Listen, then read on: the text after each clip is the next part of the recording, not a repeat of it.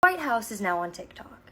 And let's just sit with that for a second. This is an administration that calls China our biggest adversary, has spent years calling this app a national security threat, so why would they officially join a platform that they themselves say is poison? Like many of you, I've spent the last 9 months following this story very closely, and after all of the research I've done, there's one thing that I can say for certain, which is that nobody is telling us the whole truth.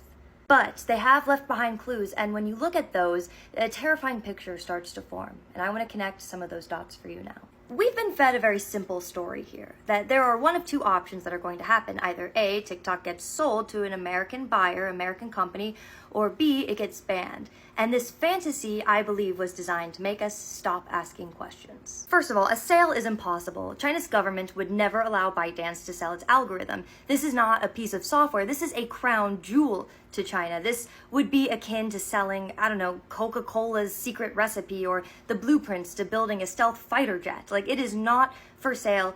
End of discussion. The ban would be politically suicidal. I mean, to erase an app that has 170 million Americans weeks before the midterm elections, this was never going to happen. It was never an option to happen. So if the two options we've been given were never really options in the first place, then what is the real deal that they've cooked up behind the scenes? If you ask me, the real deal looks a lot more like a hostile takeover, because the real deal was never about ownership of data. It was about seizing operational control, and they began that seizing back when they initiated Project Texas. I believe that was in 2019, 2020. And the plan is for Oracle, who right now is housing the data from Project Texas, to become the permanent babysitter with a lot more loopholes. And in order for that to matter to you, you need to understand who is at the helm of Oracle, which is Larry Ellison, somebody I've talked about a lot on my channel and is arguably my arch nemesis. This man is anything but a neutral referee. He is one of the top donors and closest allies of the current administration. He is the largest private funder of the Israeli Defense Forces in the world. IDF, largest private funder in the world. He's a close personal friend of Benjamin Netanyahu's, and he just took over CBS with his son and immediately cut Stephen Colbert from the lineup after criticizing Trump. This guy might be the CEO of Oracle, but he is not just selling database software. He is the funder of a foreign military and a man who buys news networks to silence critics. This is who he is. And now his company Oracle is being handed the power to inspect every line of TikTok's code, to vet every algorithm update, and to effectively control what you see on your For You page. No matter how they end up framing this, this is anything but a sale. It's a hostile ideological takeover, and ByteDance might keep its financial stakes in the company, but Ellison's Oracle is going to seize all of its control. And the single biggest piece of evidence that tells me this has nothing to do with security and everything to do with ideological control is the fact that my dad works for the government, not like this administration, but for the state government.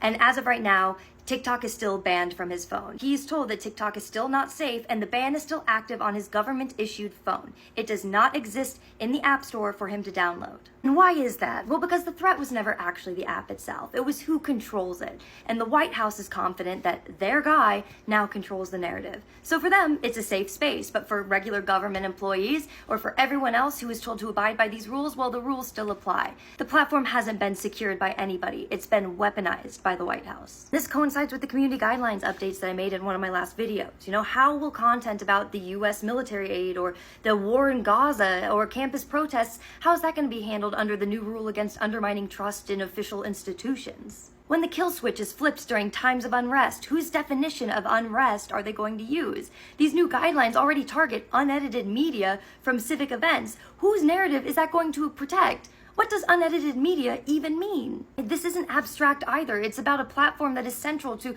global discourse and being guided by the hand of a man who has a very well-documented history and specific and powerful geopolitical alliances. So what does this mean for you and me? Well, I don't have any access to any internal memos. I can make some seriously educated guesses here. The algorithm is changing. You've probably already noticed it. I know I have. I'm talking about in the last 3 weeks, I've noticed videos that are more repetitive in my For You page, like videos that I've already liked and saved are showing up again a day or two later, when that never happened with the old algorithm. Also, my audience is a lot less global. It's primarily US based. I'm hardly reaching anybody outside the US now. And the US version is likely already been surgically separated from the global algorithm. We're probably already lobotomized into a safer version that's easier to control. I don't think we're necessarily getting a new app. I think we're getting a new reality.